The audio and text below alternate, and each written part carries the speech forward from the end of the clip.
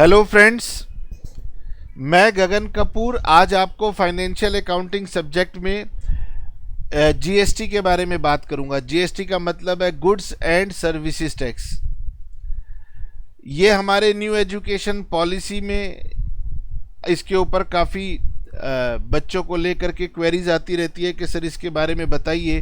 तो इसके बारे में हम पूरा डिस्कशन करेंगे और मैंने इस चैप्टर को 3 पार्ट्स में ब्रेक किया है। मेरे हिसाब से अगर इसको आपको अच्छे से समझना है तो आपको 3 क्लास लगानी पड़ेंगी। पहली क्लास में हम इसके इंट्रोडक्शन और थ्योरी की बातें करेंगे। एग्ज़ाम में चांसेस हैं कि इसकी भी थ्योरी पूछी जा सकती है। उसके बाद हम अगली 2 क्लासेस में जीएसटी की अकाउंटिंग के बारे में बात करेंगे और फिर सबसे ज़्यादा इम्पॉर्टेंट हम सेट ऑफ मैकेनिज़्म के बारे में बात करेंगे। यही सेट ऑफ मैकेनिज़्म हमारे लिए ज़्यादा इम्पॉर्टेंट है और ये अगर अलग से नहीं आता तो ये आपको फाइनल अकाउंट्स चैप्टर में एक एडजस्टमेंट के तौर पर भी आ सकता है, लेकिन बुक ने इसे अलग से एक चैप्टर दिया हुआ है तो हम इसको डिटेल में बुक के साथ डिस्कस करेंगे। आप अगर थ्योरी को समझेंगे तो ये प्रैक्टिकल पार्ट आपको थोड़ा सा और बेहतर समझ में आएगा। हम इसके लिए जो बुक यूज़ कर रहे हैं वो हमारी टैक्समैन बुक का एडिशन है, भूषण कुमार गोयल। सब्जेक्ट का नाम है accounting for goods and services tax. दोनों के दोनों प्लूरल है। कई बार बच्चे बोलते हुए गुड्स एंड सर्विस टैक्स कह देते हैं, वो गुड्स एंड सर्विस नहीं है। गुड्स भी प्लूरल है, सर्विसेज भी प्लूरल है। थ्योरी में चांसेस हैं कि आपसे ये जो मैंने रेड लाइन मार्क की है इसके ऊपर के जो टॉपिक्स हैं ये आपसे थ्योरी में एग्जाम में पूछे जा सकते हैं। ये जो टॉपिक्स आएंगे जैसे कि मैं दिखा दूं, जैसे आप देखेंगे सर मीनिंग ऑफ जीएसटी है, डिफेक्ट्स क्या थे जिसके कारण गवर्नमेंट को, एनडीए गवर्नमेंट को ये जीएसटी इंट्रोड्यूस करना पड़ा, तो उनके ऑब्जेक्टिव क्या थे, एडवांटेजेस क्या थी। इनके करेक्टरिस्टिक्स के बारे में मुझे नहीं लगता कि थ्योरी में आएगा। मीनिंग ऑफ जीएसटी क्या है, सप्लाई क्या है, इंट्रास्टेट सप्लाई क्या है, कंपोजिशन स्कीम क्या है, इन सब के बारे में कोई स्मॉल थ्योरेटिकल नोट्स आपको एग्जाम में पूछा जा सकता है। जब आप बुक से पढ़ेंगे तो इसमें आपको लगेगा यार ये टॉपिक अभी आया था फिर दोबारा आ गया, मतलब डिफेक्ट में भी डिस्कस हो रहा है, एडवांटेज में भी डिस्कस हो रहा है, करेक्टरिस्टिक में डिस्कस, तो कुछ चीज़ें इसमें रिपीटेडली आएंगी। कंसंट्रेशन मेंटेन करेंगे तो आपको मेरी बातें समझ में भी आएंगी। आइए जी, मैं आपको पहले कुछ जनरल बातें समझाता हूं, फिर बुक से रीड करवाऊंगा। नंबर 1, हमारे पास ना एक ओल्ड टैक्स स्ट्रक्चर होता था। मैं आपको बता दूं, हमारे देश में एक तो सेंट्रल गवर्नमेंट है, अभी करंटली हमारे सेंटर में एनडीए अलायंस की गवर्नमेंट चल रही है, नेशनल डेमोक्रेटिक अलायंस, जिसकी मेजर पार्टी बीजेपी है। एक हमारी कंट्री के अंदर कई सारी स्टेट्स हैं, तो स्टेट गवर्नमेंट्स हैं। कई जगहों पर जहां पर स्टेट गवर्नमेंट नहीं है कुछ रीजंस की वजह से, उसको हम यूनियन टेरिटरी बोलते हैं, वहां पर सेंट्रल गवर्नमेंट कंट्रोल रखती है। यहां पर अपनी अपनी स्टेट की इलेक्टेड गवर्नमेंट्स है, तो मेरे हिसाब से 27-28 स्टेट होंगी, हो सकता है ज़्यादा भी हो, एग्जैक्टली याद नहीं। तो स्टेट गवर्नमेंट, उनको भी पैसा चाहिए और सेंट्रल गवर्नमेंट है उनको भी पैसा चाहिए, तो दोनों अलग अलग टैक्स लगाते थे, अभी भी लगाते हैं। तो थे से हैं पर मैं आऊँगा। तो पुराने ज़माने में सेंट्रल गवर्नमेंट कहती थी कि जब कोई भी प्रोडक्शन की जाएगी, मैन्युफैक्चरिंग की जाएगी, तो हम उसके ऊपर टैक्स लगाएंगे, हम रखेंगे। तो स्टेट गवर्नमेंट कहती थी मैन्युफैक्चरिंग करके वो कभी ना कभी सेल भी तो होंगी, जब सेल होगी तो टैक्स हम लेंगे। फिर बाद में गवर्नमेंट ने बोला कि चलो अगर कोई सर्विस देगा तो सर्विस के ऊपर टैक्स हम लोग लेंगे, तो सेंट्रल गवर्नमेंट सर्विस के ऊपर टैक्स लेती थी। तो स्टेट गवर्नमेंट क्या करती थी, स्टेट गवर्नमेंट जो है ना वो टोल टैक्स ले लिया, या उन्होंने कौन सा रोड टैक्स ले लिया, मतलब कई सारे उनके अलग अलग टैक्सेस उनके भी हुआ करते थे। ये भी अपने टैक्सेस को पूरा करते थे, ये भी अपने टैक्सेस को पूरा करते थे। और बेचारा जो बिजनेसमैन था वो बेचारा कभी जाके मैन्युफैक्चरिंग की वजह से एक्साइज डिपार्टमेंट में रजिस्ट्रेशन कराता था, कभी सेल्स टैक्स डिपार्टमेंट में जाके रजिस्ट्रेशन करवाता था, कभी वो किसी दूसरे डिपार्टमेंट में जाके रजिस्ट्रेशन करवाता था। फिर उसके बाद केवल रजिस्ट्रेशन करवाने से बात नहीं हो जाती थी, एक्साइज वालों की रिटर्न भरता था, सेल्स टैक्स वालों की रिटर्न भरता था, सेल्स टैक्स में भी अलग अलग रजिस्ट्रेशन करवाता था, बाकी डिपार्टमेंट्स के भी कुछ फॉर्मेलिटीज़ को पूरी करता था। तो बिजनेस ग्रो नहीं कर पाते थे, मल्टीपल प्रॉब्लम्स थी। तो गवर्नमेंट ने बोला कि इस प्रॉब्लम्स को सॉल्व करना चाहिए। अब इन सभी को हटा करके गवर्नमेंट ने एक ही टैक्स कर दिया, जीएसटी। और गवर्नमेंट ने कहा आपको एक ही सिंगल रजिस्ट्रेशन लेनी होगी, आपको एक ही जगह रिटर्न्स भरनी होंगी, तो आपका बहुत सारा प्रोसीजरल टाइम जो बार बार इधर उधर खर्च हो जाता है वो खत्म हो जाएगा। जैसे अभी आप देखते हैं इलेक्शन होता है, कभी किसी स्टेट में हो रहा है, कभी किसी स्टेट में हो रहा है, फिर कभी किसी स्टेट में हो रहा है, फिर उसके बाद कंट्री का, सेंट्रल गवर्नमेंट का, तो सारा साल इलेक्शन चलते रहते हैं, खर्चा होता रहता है, गवर्नमेंट बिजी रहती है, नेता लोग प्रचार में लगे रहते हैं। तो इस पर भी विचार आ रहा है कि इसको भी एक सिंगल उसमें कर दो, तो आपका खर्चा भी बचेगा, टाइम भी बचेगा। एनी हाउ, मैं आपको ये बता रहा हूँ कि पुराने टैक्स स्ट्रक्चर की सबसे पहली प्रॉब्लम क्या थी कि अलग अलग टैक्स थे, अलग अलग डिपार्टमेंट थे, और व्यापारी आदमी को हर अलग अलग डिपार्टमेंट से अलग अलग डील करना पड़ता था, वो दुखी रहता था। और उन्होंने बोला कि हमें इससे बचाओ, तो गवर्नमेंट ने कहा इसका एक तरीका तो है कि जीएसटी। ये पुराने सिस्टम का ड्रॉबैक था पहला। केवल एक ये ड्रॉबैक नहीं था, कई सारे ड्रॉबैक थे। दूसरा ड्रॉबैक समझने की कोशिश करते हैं। ओल्ड सिस्टम में क्या होता था, ए ने बी को सेल किया, मान लो ए कोई मैन्युफैक्चरर है, कुछ भी आप ले लीजिए, ए ने बी को सेल किया और इसने 1000 रुपीज़ के गुड्स इसको सेल किए, और उस पे ये 10% के हिसाब से 100 रुपीज़ टैक्स लगाता है, और इनके बीच में ट्रांजैक्शन हुई 1100 की। तो ए जो था ये एंट्री बनाता था, बी के अकाउंट को डेबिट करता था और सेल को क्रेडिट करता था 1000 रुपीज़ से, और यहाँ पर टैक्स पेबल दिखाता था अपनी लाइबिलिटी 100 रुपीज़ की।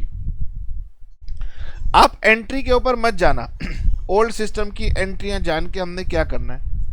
आपको पता है कि जब भी कोई चीज़ देनी होगी तो वो लाइबिलिटी बन जाएगी, जब भी चीज़ लेनी होगी एसेट बन जाएगा। एंट्रीज को हम अगली क्लास में चर्चा कर लेंगे। मुद्दा ये है कि ए ने जब बी को गुड सेल किए तो उसने टैक्स अपने पास रिकॉर्ड कर लिया कि ये गवर्नमेंट को देना है, और बी जो होता था, बी अपने पास एंट्री बनाता था परचेज अकाउंट डेबिट 1100 टू ए 1100।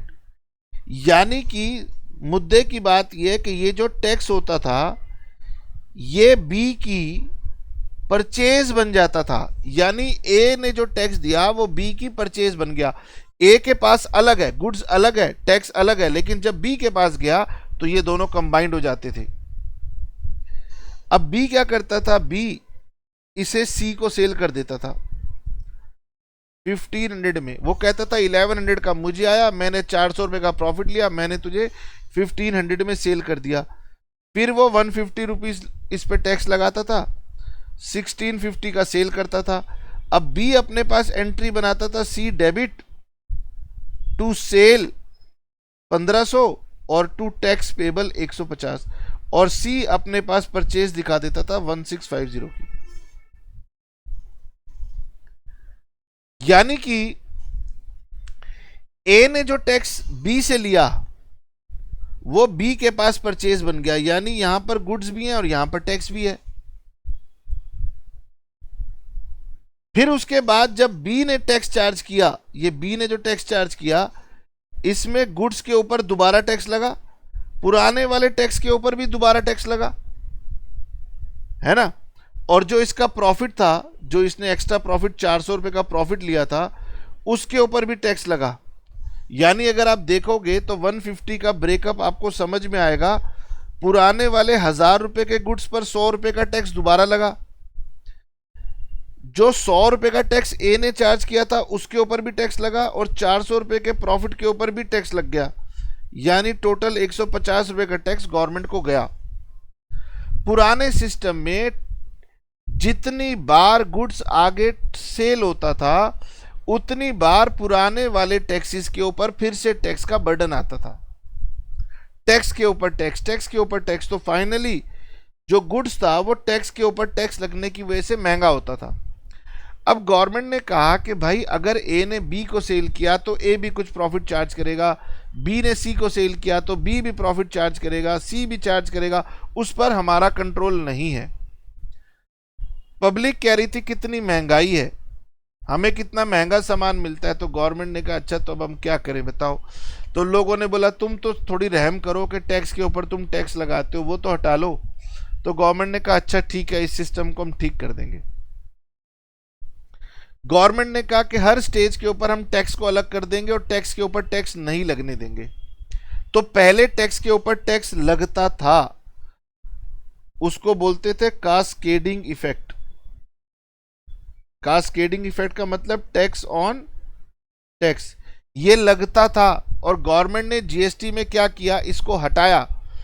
उसके लिए उन्होंने एक मैकेनिज्म बनाया। उन्होंने कहा ए तू जब टैक्स देगा तेरा टैक्स पेबल बन जाएगा, और बी तू इस टैक्स को टैक्स रिसीवेबल समझ लेना, या उन्होंने टेक्निकल टर्म में कहूं तो इनपुट टैक्स मान लेना, तू इसे अपना एसेट बना लेना। यानी हर स्टेज पर टैक्स और गुड्स अलग अलग चलेंगे, टैक्स के ऊपर टैक्स नहीं लगेगा। ठीक है, तो आगे बढ़ेंगे, साथ में पीछे रिवाइज करेंगे, क्योंकि जीएसटी तो बहुत कॉम्प्लिकेटेड मैटर है। पहला मैंने क्या बताया, मल्टीपल टैक्स थे, मल्टीपल डिपार्टमेंट थे, मल्टीपल उलझने थी, मल्टीपल रिटर्न भरने पड़ते थे। गवर्नमेंट ने कहा जीएसटी में इन सबको कंबाइन कर दो, आपको एक ही जगह पेमेंट देनी है, एक ही जगह रिटर्न देनी है, एक ही जगह रजिस्ट्रेशन करानी है। तो व्यापारी का बहुत सारा मेहनत बच गया। दूसरा, टैक्स के ऊपर टैक्स नहीं लगेंगे। तीसरा, सेम टैक्स रेट फॉलो होंगे। पहले क्या होता था, स्टेट ए 12% टैक्स ले रही है, स्टेट बी 5% टैक्स चार्ज कर लेती थी। तो व्यापारी को लगता था यार यहां से लेने में फायदा है। क्यों? क्योंकि पुराने सिस्टम में टैक्स जो होता था वो कॉस्ट का पार्ट बन जाता था। इसका मतलब अगर 1000 रुपए के गुड्स हैं, चाहे मैं यहां खरीदूं मैं यहां खरीदूं, तो यहां पर वो गुड्स मेरे को 1120 रुपए के मिलेंगे क्योंकि 12% टैक्स लगेगा, और यहां पर मुझे 1050 रुपए के मिलेंगे। तो बिजनेसमैन क्या करता था, यहां से खरीद के लाने की कोशिश करता था। इससे इस स्टेट का रेवेन्यू बढ़ता था और ये स्टेट चिल्लाती थी कि यार ये क्या बात हुई। तो मल्टीपल टैक्स रेट होने से दिक्कत होती है। अभी भी अगर आप जाएंगे तो पेट्रोल पंप पर जाइए और आपको पेट्रोल पंप पे हर किसी के रेट स्टेट वाइज अलग अलग मिलेंगे, पेट्रोल और डीजल के। ये क्यों हो रहा है? क्योंकि पेट्रोल अभी तक जीएसटी के दायरे में नहीं आ पाया, उसका रेट यूनिफॉर्म नहीं हो पाया, इसलिए हर स्टेट अपने हिसाब से उसको पूरा करती है। नुकसान को पूरा करने के लिए वो टैक्स लगाती है। तो मल्टीपल इसके टैक्स रेट हैं जिसकी वजह से दिक्कत हो रही है ना। अच्छा जी,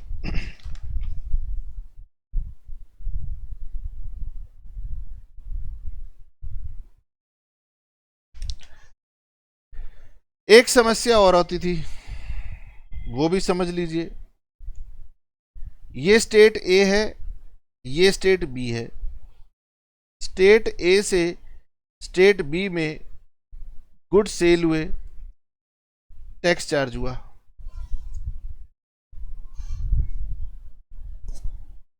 आराम से बातों को समझेंगे तभी जाके आगे बातें समझ में आएंगी। ये मत समझना कि मैं टाइम पास कर रहा हूं।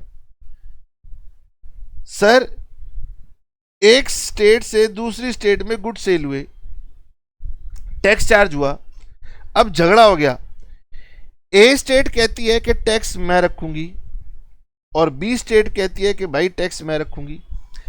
ए कह रही है तू क्यों टैक्स रखेगी भाई, कह रही है भैया ट्रांजैक्शन मेरे यहां से हुई है। बी कहती थी तो ट्रांजैक्शन मेरे साथ भी हुई है, मुझे भी टैक्स चाहिए। तो स्टेट ए क्या करती थी, वो कहती थी सामान जब मेरे यहां से चला तो वो टैक्स को यहां पर अपने पास रख लेती थी, जबरदस्ती रख लेती थी। झगड़ा, जहां से गुड्स चला इसको बोलते हैं ओरिजिन और इसे बोलेंगे ओरिजिनेटिंग। ओरिजिनेटिंग स्टेट जबरदस्ती टैक्स को रख लेती थी और ये डेस्टिनेशन स्टेट है, ये कहती थी बताओ मेरी स्टेट से इस सामान का पैसा गया, मेरी स्टेट में से पैसा चला गया और मुझे क्या मिला, अरे कम से कम टैक्स तो लेने देते मेरे को। तो डेस्टिनेशन स्टेट क्या मांगती थी कि भाई मेरे यहां से व्यापारी ने दूसरी स्टेट में पैसा भेज दिया, मेरी स्टेट में पैसा खत्म हो गया, टैक्स तो दे दो भाई। और वो खुश होती थी नहीं पैसा भी आ गया टैक्स भी आ गया। तो भाई डेस्टिनेशन स्टेट की प्रॉब्लम थी, ये समझते नहीं थे, आपस में लड़ते थे। इन सब को भी दूर किया जीएसटी ने। कैसे दूर किया अब वो मैं बुक से आपको पढ़ के बताऊंगा, और मैंने कहा कि चीजें कई बार रिपीट होंगी, ठीक है।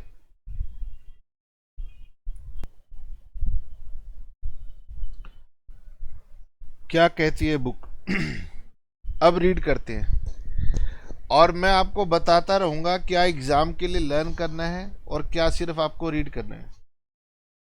वो कह रहे कि जो गुड्स एंड सर्विसेज टैक्स जिसे हम शॉर्ट में जीएसटी बोलते हैं, ये गवर्नमेंट ने 2017 में इम्प्लीमेंट किया, कोई बात नहीं। अब मेन बात है कि GST was introduced to avoid cascading effect of indirect taxes. अब आप समझते हैं गवर्नमेंट कह रही है कि अगर कंज्यूमर तक आने के लिए कोई गुड्स 4-5 ट्रांजैक्शन या 4-5 हैंड्स चेंज करके आया है तो हर ट्रांजैक्शन पे हर पर्सन अपना प्रॉफिट मार्जिन ऐड करेगा, उस पर हमारा कंट्रोल नहीं है। लेकिन टैक्स के ऊपर टैक्स नहीं लगना चाहिए, तो कास्केडिंग इफेक्ट में टैक्स के ऊपर टैक्स हट गया। कैसे हटा, गवर्नमेंट ने हर स्टेज पे टैक्स को सेग्रीगेट किया। उसने कहा जो टैक्स सेलर है उसके लिए टैक्स पेबल बनेगा और जो बायर है उसके लिए वो आईटीसी बनेगा, इनपुट टैक्स क्रेडिट बनेगा, जिसके बारे में हम नेक्स्ट क्लास में चर्चा करेंगे। सेंट्रल गवर्नमेंट स्टेट गवर्नमेंट दोनों को टैक्स चाहिए थे, तो गवर्नमेंट ने बोला अब जो जीएसटी लगाया जाएगा उसका आधा स्टेट गवर्नमेंट को दे देंगे, आधा सेंट्रल गवर्नमेंट को दे देंगे। झगड़े ना हो इसके लिए स्टेट गवर्नमेंट सेंट्रल गवर्नमेंट मिल करके एक जीएसटी काउंसिल बनाएंगी और वो जीएसटी काउंसिल सारी बातें डिसाइड करेगा। नाउ दिस इज इंपॉर्टेंट, अगर कोई आपसे पूछे कि जीएसटी क्या है तो इसमें सेंट्रल गवर्नमेंट और स्टेट गवर्नमेंट दोनों का इंटरेस्ट इन्वॉल्व है, और इसको लाने के लिए गवर्नमेंट ने कहा था कि दिक्कत ना हो, इसीलिए हम इसे कॉन्स्टिट्यूशन में डिफाइन कर देते हैं। तो GST is defined in the constitution of India. तो गवर्नमेंट ने कॉन्स्टिट्यूशन में डिफाइन किया हुआ है, उन्होंने आर्टिकल 366 में लिखा है कि goods and services tax means a tax, मतलब ये एक टैक्स होगा ऑन सप्लाई। उन्होंने सेल वर्ड यूज नहीं किया, उन्होंने सप्लाई वर्ड यूज किया। ये बहुत ही इंपॉर्टेंट बात है, it is a very broader term. Sale एक नैरो टर्म है और ये एक ब्रॉडर टर्म है। तो उन्होंने कहा कि किसी भी गुड्स और सर्विस की जब सप्लाई होगी जीएसटी लगेगा, लेकिन except tax on supply of alcoholic liquor for human consumption. वो कह रहे कि जो लोग शराब पीते हैं, अब शराब शब्द खराब है, मतलब लिकर, लिकर ठीक लगता है बोलने में, alcoholic liquor for human consumption, उसको जो है स्टेट गवर्नमेंट अपने पास रखना चाहती थी, तो उन्होंने कॉन्स्टिट्यूशन में लिख दिया कि इसके ऊपर जीएसटी नहीं लगेगा, क्योंकि जीएसटी तो दोनों में बढ़ता है, स्टेट गवर्नमेंट और सेंट्रल गवर्नमेंट में, और लीकर के ऊपर टैक्स स्टेट गवर्नमेंट्स रखना चाहती हैं। तो इसलिए उन्होंने बोला कि ठीक है, लीकर को अलग रख लो। इसीलिए आपको पता है कि दिल्ली में लीकर के ऊपर बहुत बवाल रहा। For the time being GST is not levied on petroleum products. कुछ दिक्कतें थी जिसके कारण से पेट्रोल के ऊपर, खाली पेट्रोल नहीं, पेट्रोलियम प्रोडक्ट्स मतलब पेट्रोल, डीजल, इन सब 5 तरह के पेट्रोलियम प्रोडक्ट्स होते हैं, मैं नाम नहीं लिखूंगा, इनके ऊपर भी जीएसटी नहीं लगा। अब आपको समझना है, उन्होंने कॉन्स्टिट्यूशन में लिखा कि जीएसटी लगेगा on supply of goods and services except tax on supply of alcoholic liquor for human consumption. इसका मतलब है कि alcoholic liquor for human consumption के ऊपर कभी भी जीएसटी नहीं लगेगा, परमानेंटली जीएसटी से बाहर कर दिया। और इस बात की इंपॉर्टेंस समझो, for the time being petroleum product पर नहीं लग रहा। तो आपसे क्वेश्चन पूछा जा सकता है कि जीएसटी के दायरे से कौन परमानेंटली बाहर है, कौन टेम्परेरीली बाहर है। 2 बार पढ़ेंगे, खुद से पढ़ेंगे तो एकदम याद हो जाएगा, कभी भूलेंगे नहीं। अच्छा, इसके सिवाय पेट्रोलियम प्रोडक्ट और अल्कोहलिक लीकर पे जीएसटी लगा, इसके बाद सभी चीजों पे जीएसटी लग गया। अब कुछ चीजें बहुत इंपॉर्टेंट है, अब फूड आर्टिकल है, बहुत इंपॉर्टेंट है, उसके ऊपर जीएसटी लग जाए तो लोग खाएंगे कैसे? तो गवर्नमेंट ने कहा अच्छा यार, कुछ चीजों पर से हम एग्जेम्प्ट कर देंगे। तो कुछ चीजों पर, गुड्स और सर्विसेज के ऊपर गवर्नमेंट ने जीएसटी को एग्जेम्प्ट किया हुआ है। फिर बुक कह रही है कि गगन बच्चों को बता दो कि डेफिनेशन में वर्ड सप्लाई है, सेल नहीं है। क्योंकि अगर बच्चा इस बात को नहीं समझा तो अगली क्लास में जब हम एंट्री सिखाएंगे तो वो हमेशा सेल की एंट्री पे जीएसटी लगाएगा, बाकी एंट्रीज पे नहीं लगाएगा। तो हमें उसको बताना पड़ेगा कि वर्ड सप्लाई था, और सप्लाई के अंदर स्टॉक ट्रांसफर भी आ जाता है। तो स्टॉक ट्रांसफर और ब्रांच ट्रांसफर के ऊपर आगे से जब हम पढ़ेंगे, एंट्रीज बताएंगे तो टैक्स लगाया करेंगे। क्लियर हो गया? हाँ सर, ये क्लियर हो गया। आपसे पूछा जा सकता है कि बताइए जीएसटी ओरिजिन बेस्ड टैक्स है या डेस्टिनेशन बेस्ड टैक्स है? मैंने आपको बताया था, अगर एक स्टेट से दूसरी स्टेट में गुड्स जाते थे तो दोनों स्टेट झगड़ा करती थी। जहां से गुड्स जा रहे हैं वो वाली स्टेट टैक्स को रख लेती थी, और जहां पर गुड्स पहुंचे हैं वो स्टेट से रोती थी कि हमारे यहां से तो पैसा चला गया, गुड्स का भी गया और टैक्स का भी गया, हम तो कंगाल हो गए, बिल्कुल ही कंगाल हो गए। कुछ स्टेट पिछड़ी हुई हैं, कह रहे हमारे यहाँ फैक्ट्री नहीं है, तो हमारे यहाँ से तो बस पैसे ही पैसे जाए जा रहे हैं। तो गवर्नमेंट ने कहा नहीं यार, टैक्स जो है वो कम से कम उस स्टेट को मिलना चाहिए जिस स्टेट में गुड्स कंज्यूम होंगे, यानी डेस्टिनेशन स्टेट को टैक्स मिलना चाहिए। तो गवर्नमेंट ने इस बात को भी करेक्ट किया कि जीएसटी एक डेस्टिनेशन बेस्ड टैक्स है। ये बातें मेरी ध्यान से सुन लो, वरना बाद में आप भूल गए तो आपको दिक्कत कर सकती हैं।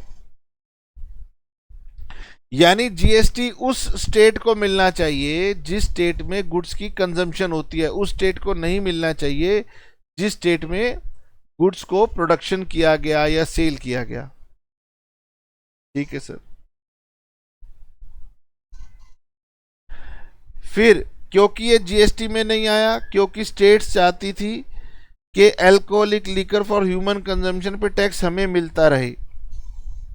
अब मुझे नहीं पता, अब जैसे हरियाणा गवर्नमेंट है तो हरियाणा गवर्नमेंट को मजबूरी है, शायद वहाँ पर हो सकता है कि अभी फैक्ट्री वगैरह कम है, तो इसलिए उनको अल्कोहलिक लिकर पे ही टैक्स से फ़ायदा होता है। वहाँ पे टैक्स की रेट शायद कम है, इसलिए दिल्ली वाले भी गुड़गांव जा कर के बहुत खरीदते हैं लिकर।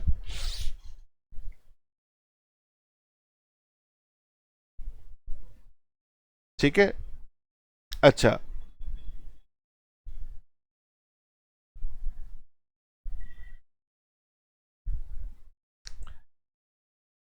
अब एक बात और समझ लीजिए,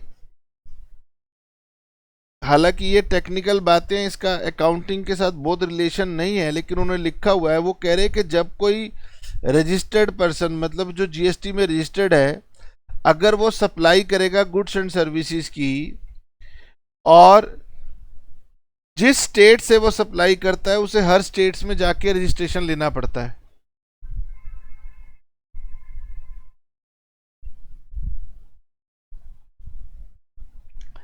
तो मेरे हिसाब से ये दो पैराग्राफ आपके इतने काम के नहीं हैं, इन पर एग्जामिनेशन में कोई टेंशन नहीं है। हाँ, ये इंपॉर्टेंट थ्योरेटिकल क्वेश्चन बनता है, आपसे पूछा जा सकता है कि बताइए कैसे पुराने टैक्स सिस्टम में ऐसी क्या खामियां थी, क्या बुराइयां थी कि गवर्नमेंट को पूरा टैक्स स्ट्रक्चर बदलना पड़ गया। तो सर बहुत बुराइयां थी उसके अंदर, बहुत सारी बुराइयां थी, लेकिन बुक ने उसमें बहुत कम लिखा है। तो मैं कहूँगा आप गूगल करके देख लेना, या मैं नोट्स आपको बना के ट्रांसफ़र कर दूंगा। मैंने आपको बताया, एक तो मल्टीपल टैक्स सिस्टम होने की वजह से मल्टीपल रजिस्ट्रेशन करवानी पड़ती थी, यानी बिजनेसमैन के ऊपर कंप्लायंस का बर्डन बहुत ज़्यादा था, कंप्लायंस का बर्डन बहुत ज़्यादा था। दूसरा, कास्केडिंग इफेक्ट था। तीसरा, मल्टीपल टैक्स रेट से। तो ऐसे कई सारे मेजर पॉइंट्स थे जो डिफेक्ट्स थे। आप गूगल करेंगे तो आपको गूगल से ज़्यादा बेहतर मिल जाएंगे। तो ये इंपॉर्टेंट टॉपिक है, लेकिन इसके पॉइंट से मैं सेटिस्फाइड नहीं हूं जो बुक ने लिखे हैं, तो मैं अपनी वेबसाइट के ऊपर इसको बना करके अपलोड कर दूंगा। अब सर, क्या एडवांटेजेस हुई जीएसटी की? जीएसटी की वजह से यूनिफॉर्म टैक्स रेट आ गया कंट्री में। पहले तो हर एक गुड्स के ऊपर अलग अलग रेट ऑफ टैक्स होते थे, अब यूनिफॉर्म हो गया, तो कई स्टेट्स को संतुष्टि होगी कि भैया सामने वाली स्टेट अगर सस्ता कर दे तो मेरे को नुकसान नहीं होना चाहिए। तो अब ये कुछ लोग कहते हैं कि यार कंपटीशन होना चाहिए, हेल्दी बात होती है, लेकिन गवर्नमेंट ने कहा नहीं भैया, हमारे पास कंपटीशन नहीं चलेगा, हमें पैसे चाहिए, यूनिफॉर्म टैक्स रेट रहेगा। तो यूनिफॉर्मिटी आ गई टैक्स रेट के अंदर, हर जगह आपको टैक्स रेट सिमिलर मिलेगा। अब कास्केडिंग इफेक्ट को रिमूव कर दिया गया, ये एडवांटेज है। तो यानी यही डिफेक्ट था, कास्केडिंग इफेक्ट था, लेकिन बुक ने वहां लिखा नहीं। टैक्सेशन प्रोसेस सिंप्लीफाई हो गया। हेडिंग पढ़ो और अपनी लाइन में लिख देना, आपको रटने की जरूरत नहीं है। 2 बार पढ़ो कि ठीक है, और एक जनरल लैंग्वेज में एग्जाम में लिख देना, रटने की जरूरत नहीं है। इनडायरेक्ट टैक्स की गवर्नमेंट के लिए भी मैनेजमेंट बढ़िया हो गई, ये कोई खास पॉइंट नहीं है। विदेशों से इन्वेस्टमेंट होने लग गई, क्योंकि पहले विदेशी ये कहते थे कि भैया हम तुम्हारे यहाँ बिजनेस क्यों लगाएं, तुम्हारे हर एक डिपार्टमेंट से उलझते रहें, रिटर्नें भरते रहें, रिश्वतें देते रहे, यही काम है। तो गवर्नमेंट ने कहा आप पैसा लगाओ, हम सिस्टम ठीक कर रहे हैं, जीएसटी लगा रहे हैं, ऑनलाइन कर रहे हैं। ये सब एडवांटेजेस हैं, इन जनरल हैं, पढ़ते ही हो जाएंगी। एक टेक्निकल टर्म आ गई, composition scheme for small business. ये टॉपिक दोबारा भी आएगा, तो मैं यहीं बता देता हूं ताकि मेरे पास वहां पर समय ना लगे। अब आपने जीएसटी में रजिस्ट्रेशन करवा लिया, तो गवर्नमेंट आपको एक तो देती है नॉर्मल रजिस्ट्रेशन, और एक गवर्नमेंट का क्राइटेरिया है कि यदि आप स्मॉल यूनिट हैं तो आप चाहें तो नॉर्मल ले लीजिए। आपको एक एक्स्ट्रा ऑप्शन देती है कि आप अगर चाहें तो आप कंपोजिट स्कीम में अपने आप को रजिस्ट्रेशन करवा लीजिए। तो मेरे पास कंपोजिशन स्कीम का रजिस्ट्रेशन है। सर क्यों है? नॉर्मल रजिस्ट्रेशन में इंसान को पूरे जीएसटी के प्रोविजंस को फॉलो करना पड़ता है, लेकिन कंपोजिशन स्कीम में क्या होता है कि कुछ स्पेसिफिक या फिर लिमिटेड प्रोविजंस को ही फॉलो करना होता है। यहां पर मंथली रिटर्न देनी होती है, यहां पर आपको क्वार्टरली रिटर्न देनी होती है, यहां पर नॉर्मल रेट से टैक्स चार्ज करना पड़ता है। मान लीजिए अगर आपका 12% का रेट है तो 12% चार्ज होगा, 18 है तो 18 चार्ज होगा। यहां पर सेलर को lower rate of tax charge करना होता है, बहुत ही कम होता है।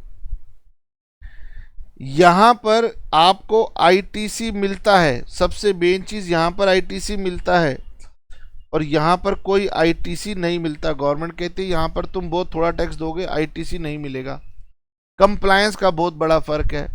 स्मॉल स्केल हो तो स्मॉल स्केल में रहो ना, बड़े में क्यों जाते हो। यहां पर गवर्नमेंट कहती है कि ये उन लोगों के लिए है ज्यादातर जो 2 स्टेट में बिजनेस करना चाहते हैं, ये उनके लिए है जिनका बिजनेस सेम स्टेट तक सीमित है। तो कंपोजिशन स्कीम क्या है, कोई पूछे कंपोजिशन स्कीम क्या है, तो ये एक सिंप्लीफाइड ऑप्शनल स्कीम है। ऑप्शनल स्कीम है, ऑप्शनल स्कीम है, ऑप्शनल है, कंपल्शन नहीं है, मर्जी हो तो लीजिए। यानी कंपोजिशन स्कीम में कुछ बड़े नुकसान हैं, इसीलिए गवर्नमेंट ने बोला भैया तुम पहले चेक कर लो, उन नुकसानों को झेल सकते हो तो ही इसमें आना, वरना डेफिनेशन पढ़ के तुम्हें लगेगा इसमें तो एडवांटेज ही एडवांटेज है। इसकी सबसे बड़ी डिसएडवांटेज आपको दिखाई दे रही है, आईटीसी ही नहीं मिलता। ना आईटीसी आपको मिलेगा ना आगे आप दे पाओगे, तो यहां पर बिजनेस फ्लरिश नहीं कर सकता। ठीक है, तो कंपोजिशन स्कीम एक ऑप्शनल स्कीम है जिसमें स्मॉल टैक्स पेयर को एक लिमिट तक के लिए गवर्नमेंट ने अलाउ कर दिया कि चलो आप इस स्कीम में आ जाओ, आपको रिटर्न इनफ्रीक्वेंट पीरियड पे देनी है, आपको टैक्स कम देना है, कंप्लायंस कम करना है, आपको हम तंग भी कम करेंगे, आपका काम आसान हो जाएगा। तो कंपोजिशन स्कीम आपको बुक में इसके बारे में डिटेल में मिल जाएगा, बाद में भी मिल जाएगा। कंपोजिशन स्कीम एक सिंपल स्कीम है जिसमें स्मॉल टैक्स पेयर को गवर्नमेंट ने जीएसटी फॉर्मेलिटी से आज़ादी दे दी, एक लिमिटेड टर्नओवर तक ये मिलेगा, और इनको कहा गया कि तुम्हें इंटर स्टेट सप्लाईज नहीं करनी है। जीएसटी से क्या हुआ, लॉजिस्टिक्स मतलब ट्रांसपोर्टेशन ऑफ गुड्स बहुत ज़्यादा बेहतर हो गया, आसान हो गया, और एक दो ये फालतू की एडवांटेज हैं, आप इसको पढ़ लेना। अब सर जीएसटी की विशेषताएं क्या हैं, कैरेक्टरिस्टिक्स क्या हैं, तो मैंने कहा था बार बार रिपीटिशन हो सकती है, तो ये मेरे हिसाब से कोई इतना बड़ा इंपॉर्टेंट टॉपिक नहीं है। बाकी आप पढ़ेंगे तो समझ जाएंगे कि इसमें टैक्स को डेस्टिनेशन बेस्ड कर दिया, जीएसटी रेट यूनिफॉर्म हो गया, टैक्स अब सप्लाई पे लगने लगा, पहले वो अलग अलग इवेंट्स के ऊपर लगता था, मैं उसकी गहराइयों में नहीं जाऊंगा। तो उन्होंने यहाँ नीचे समझाया है, उन्होंने समझाया भी नहीं है, वो कह रहे गगन फिर तो तुम जीएसटी पढ़ाने लग जाओगे, और वो हमें आपको लेटर ऑन स्टेजेस पे पढ़ाना ही पढ़ाना है। और जीएसटी एक इतना वास्ट सब्जेक्ट है, इतना ज़्यादा टेक्निकल भी है कि पूरे सेमेस्टर पढ़ने के बाद भी बच्चा कहता है भाई कॉमर्स में अगर कुछ सब्जेक्ट पढ़ा तो जीएसटी पढ़ा।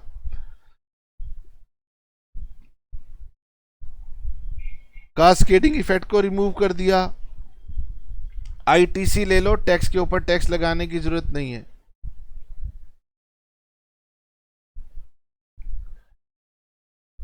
चलो अच्छा जी, जीएसटी के अंदर अलग अलग टैक्स रेट हैं, आप अपने गुड्स के हिसाब से गवर्नमेंट कहती है चेक कर लेना। जैसे वो कह रहे हैं गगन अगर आप गुड्स में ट्रेड करते हो तो 5%, 12%, 18%, 28%, 3% भी कह रहे हैं। लेकिन अगर आप सर्विसेज में करते हो तो 5%, 12%, 18%, 28%, ये गवर्नमेंट ने रेट अपने पास लेकर रखे हुए हैं। चलिए अब आइए, अब बात करते हैं कि सर हमारे देश में दो तरह की गवर्नमेंट है, सेंट्रल गवर्नमेंट भी हैं और स्टेट गवर्नमेंट्स भी हैं। सेंट्रल गवर्नमेंट को अपने खर्चे करने पड़ते हैं तो उन्हें भी पैसे चाहिए, वो कहते हैं हमारे पास पैसे कहाँ से आएंगे, तो सेंट्रल गवर्नमेंट को भी टैक्स चाहिए। स्टेट गवर्नमेंट कहती है कि हमें भी तो खर्चे करने हैं, हमारे पास पैसे कहाँ से आएंगे, उनको भी टैक्स चाहिए। और हमारे देश में कुछ ऐसे एरियाज भी हैं जो कि प्रॉपर स्टेट बन नहीं पाए हैं, उनको हम बोलते हैं यूनियन टेरिटरीज। मतलब वो एक ऐसा हिस्सा है कि वहां पर पार्लियामेंट नहीं है, पार्लियामेंट नहीं है तो सेंट्रल गवर्नमेंट उसको कंट्रोल करता है। तो भाई उस हिस्से को भी तो कंट्रोल करने के लिए टैक्स चाहिए ही चाहिए। तो जीएसटी जो लॉ है वो कहता है सेंट्रल गवर्नमेंट को जो टैक्स मिलेगा उसका नाम होगा सीजीएसटी, और जो स्टेट गवर्नमेंट को टैक्स मिलेगा उसका नाम होगा एसजीएसटी। और अगर स्टेट नहीं है, वहां पर पार्लियामेंट नहीं है, तो वहां पर लगेगा यूटीजीएसटी। तो जब भी कोई टैक्स होगा 50% सेंट्रल गवर्नमेंट को जाएगा और 50% वो अगर स्टेट है तो स्टेट गवर्नमेंट को जाएगा, और यूनियन टेरिटरी है तो यूनियन टेरिटरी को जाएगा। और ये कहां पे जाके बटेगा, ये डेस्टिनेशन स्टेट में जाके बटेगा। अब आप समझिए, अभी आपने सुनना है, कभी आपको लगे कि सर अगर ये मुझे एग्जाम में लिखना पड़ेगा तो मैं कैसे लिखूंगा, अभी आपको ये लिखना नहीं, लिखने के लिए क्या आएगा, जीएसटी डिफाइन कीजिए, आपने डेफिनेशन पढ़ ली। ओल्ड टैक्स सिस्टम के डिफेक्ट्स बताइए, आपने पढ़ लिया। एडवांटेजेस ऑफ जीएसटी पढ़ाइए, बताइए, आपने पढ़ लिया। कंपोजिशन स्कीम क्या होती है उसके बारे में एक शॉर्ट नोट लिख दो, तो अभी आधा पढ़ लिया, आधा आप आगे पढ़ेंगे, मैंने बातें आपको सारी बता दी। अब मैं आपको पढ़ाने जा रहा हूं काइंड्स ऑफ टैक्सेस। तो स्टेट गवर्नमेंट को, सेंट्रल गवर्नमेंट को कौन कौन से टैक्स मिलेंगे, ये 3 टैक्स मिलेंगे, लेकिन टोटल नंबर ऑफ टैक्सेस हैं 4। चौथा टैक्स है इंटीग्रेटेड जीएसटी। समझाता हूं मैं आपको ये क्या होता है, आराम से, कोई दिक्कत नहीं है। गवर्नमेंट कहती है कि गगन, सप्लाई 2 तरीके की हो सकती है, या तो वो विद इन अ स्टेट और यूनियन टेरिटरी होगी, ठीक है, या between 2 states oblique union territory होगी। अब sir with in a state और बिटवीन 2 स्टेट, इसका क्या मतलब हुआ। गवर्नमेंट कहती है कि देखो, सप्लाई का मतलब क्या है, ये सप्लायर है और ये रेसिपिएंट है, सेल वर्ड नहीं है। अगर सेल वर्ड होता तो सेलर और बायर होता, सप्लायर है, रेसिपिएंट है। सप्लायर ने कहां से किया, लोकेशन ऑफ सप्लायर देखो, और रेसिपिएंट को कहां पे मिला, प्लेस ऑफ सप्लाई देखो। अगर ये दोनों सेम स्टेट में या सेम यूनियन टेरिटरी में हैपन कर रहे हैं, मतलब दिल्ली से गुड्स की सप्लाई दिल्ली के ही किसी पर्सन को की गई, सरल भाषा में बता रहा हूं, टेक्निकल भाषा में लोकेशन ऑफ सप्लायर और प्लेस ऑफ सप्लाई की डेफिनेशन आ जाती है। या फिर एक यूनियन टेरिटरी से उसी यूनियन टेरिटरी में किसी को सप्लाई हुई, डिसाइड हो गया, डेस्टिनेशन डिसाइड होगी, सब हो गया। मैं एग्जांपल लेता हूं, दिल्ली स्टेट थी, दिल्ली स्टेट में मैंने कमला नगर मार्केट से कुछ खरीदा और मैं मॉडल टाउन में रहता हूं, तो भैया मैं मॉडल टाउन में ले आया, बात खत्म हो गई। गवर्नमेंट ने कहा कमला नगर और मॉडल टाउन दोनों दिल्ली में है, ट्रांजैक्शन दिल्ली की होगी, डिसाइड हो गया। दिल्ली क्या है, स्टेट है, तो जो भी टैक्स बनेगा आधा एसजीएसटी दिल्ली गवर्नमेंट का है और आधा सीजीएसटी है।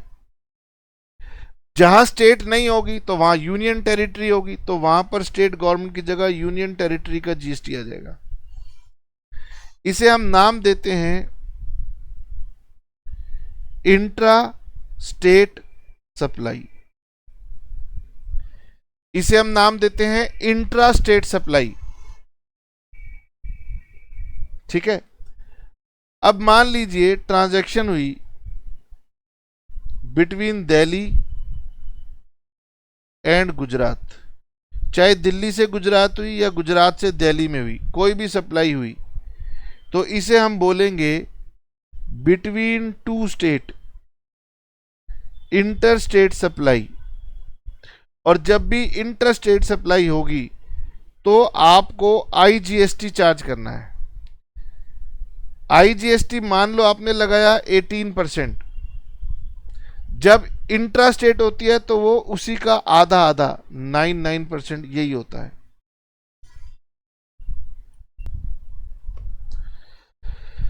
यानी कि जब भी सेम स्टेट में सेल होगी तो आपको ये दो तरह के टैक्स लगाने होते हैं, और अगर आप दो अलग अलग स्टेट के बीच में ट्रांजैक्शन हो रही है तो एक ही टैक्स लगाना होता है। ये जो टैक्स का रेट होता है ये दोनों इसके आधे आधे टैक्स के रेट होते हैं। तो टाइप ऑफ टैक्सेस में मैंने आपको बताया, स्टेट का जीएसटी लगता है जब स्टेट में ट्रांजैक्शन हो, यूनियन टेरिटरी में हो तो यूनियन टेरिटरी, और अगर आधा ये लगा है तो आधा सेंट्रल जीएसटी लगेगा। ये सब तीनों सेम स्टेट के एग्जांपल हैं। दो अलग अलग स्टेट में होगा तो इंटीग्रेटेड जीएसटी लगेगा। इसकी चर्चा कई और जगह 2-3 बार आएगी ही आएगी। सॉरी। अब वो कह रहे हैं, ऑथर कह रहे हैं legal provision regarding alcoholic liquor, tobacco products, petroleum products. तो हमने आपको बता दिया क्या पोजीशन है। आर्टिकल के अंदर ये बात लिखी हुई है कि भाई alcoholic liquor for human consumption के ऊपर तो कभी भी जीएसटी आ ही नहीं सकता, परमानेंटली बाहर है। Petroleum product for the time being बाहर है। तो ये मैं आपको बता चुका हूं, इसलिए आप इसको एक बार रीड कर लेना। उन्होंने ये 5 पेट्रोलियम प्रोडक्ट के नाम यहां पर लिख दिए। बोले लो सर हम आपके लिए 5 पेट्रोलियम प्रोडक्ट के नाम लिख देते हैं। ये पेट्रोलियम प्रोडक्ट 5 ऐसे हैं जो जब जीएसटी काउंसिल डिसाइड करेगा इनके ऊपर जीएसटी लग जाएगा।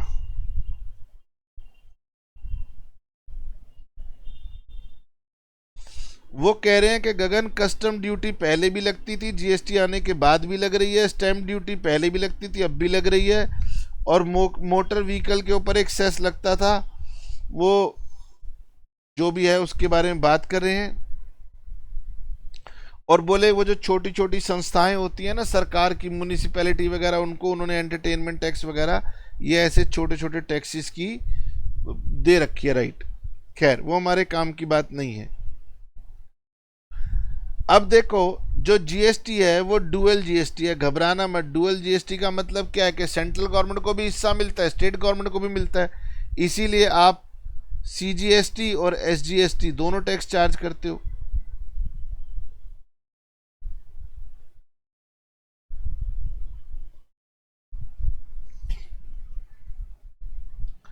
अब वो कहते हैं meaning of goods service and supply. मैंने कहा अगर ये सब भी पढ़ाने लग जाऊंगा तो मुझे लगेगा कि मैं जीएसटी का पेपर पढ़ा रहा हूं।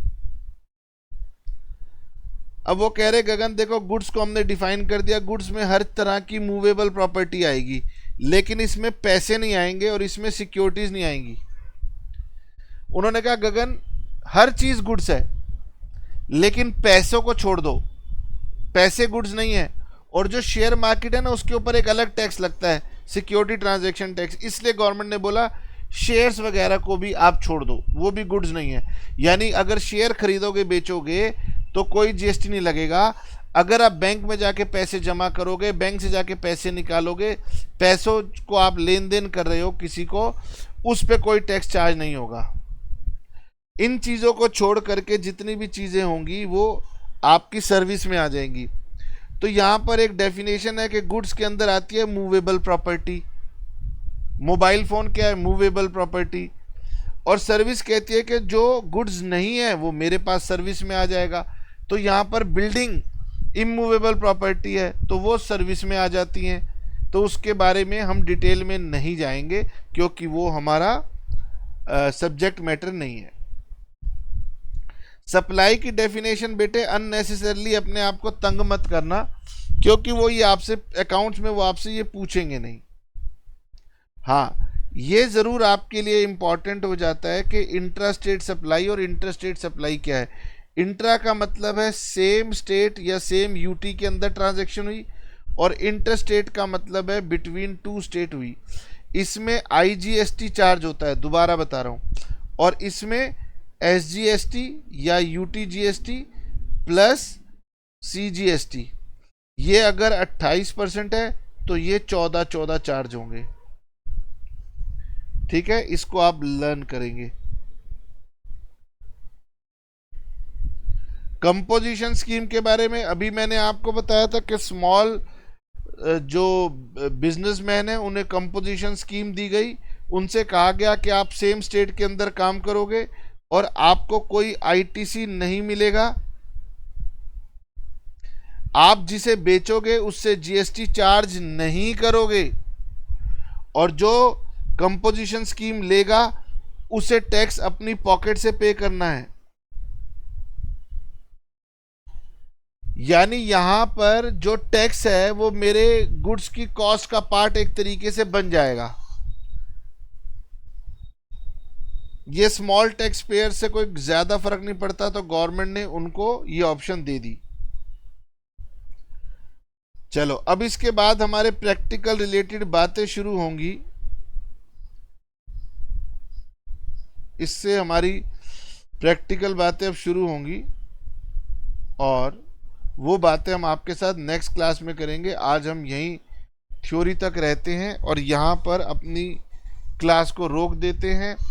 एक रिवीजन आपको फटाफट बता देता हूँ कि आपने कोई सोचोगे तो आपको लगा यार बड़ी कन्फ्यूजन है, कोई कन्फ्यूजन नहीं है।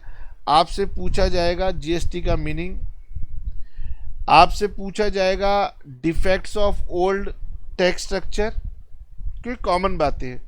एडवांटेजेस ऑफ जीएसटी क्या है ये पूछा जा सकता है। फिर आपसे ये पूछा जा सकता है इंटर स्टेट सप्लाई क्या है और इंट्रा स्टेट सप्लाई क्या है।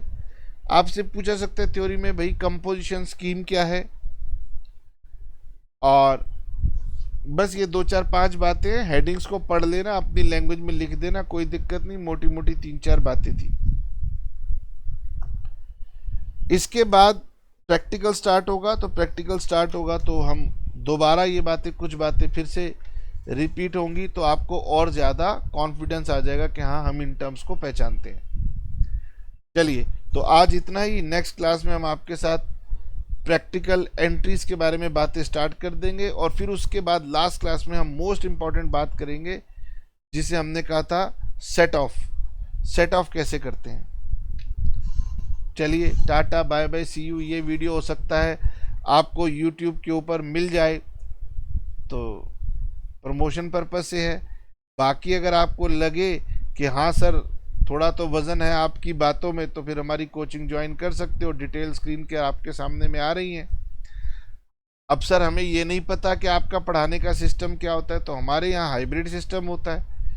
हाइब्रिड सिस्टम का मतलब होता है कि हमारी कुछ क्लासेस होती हैं रिकॉर्डेड, जैसे ये क्लास में आपको रिकॉर्ड करके दे रहा हूँ, ताकि आपको डिस्ट्रैक्शन ना हो, आप बातों को सुन पाएँ, समझ पाएँ। सर समझेंगे तो क्वेरी आएगी, फिर क्वेरी को सॉल्व करने के लिए फिर हमारे पास लाइव सेशन होते हैं। हाइब्रिड सिस्टम है ना, कुछ ऑनलाइन क्लासें होती हैं रिकॉर्डेड और कुछ लाइव होती हैं। तो लाइव में डिस्कशन होगी, रिवीजन होगी। सर आप फेस टू फेस नहीं पढ़ाते, तो बेटे हम तो फेस टू फेस पढ़ाते नहीं है। सर हम तो बचपन से फेस टू फेस पढ़ते आ रहे हैं, तो फिर कोई समाधान नहीं है। अपने आप को बदलिए, अब आप मैच्योर्ड हो गए हैं, बड़े हो गए हैं। नहीं सर ना डर लगता है ना, देखो पढ़ाई ऐसी चीज है हम खुद से करते हैं, डर लगता है, तो बेटे डर के आगे जीत है। आप पढ़ोगे, थोड़ी कंफ्यूजन होगी, और जब उसे बुक से पढ़ोगे तो ऐसा कॉन्फिडेंस पैदा होगा जो आपको कभी फेस टू फेस कोचिंग से भी नहीं आ सकता। चलो सर आपकी बात मान लेते हैं, कांटेक्ट करते हैं आपको, पढ़ के देखते हैं आपसे। चलिए, बहुत बहुत धन्यवाद। टाटा, बाय बाय, सी यू।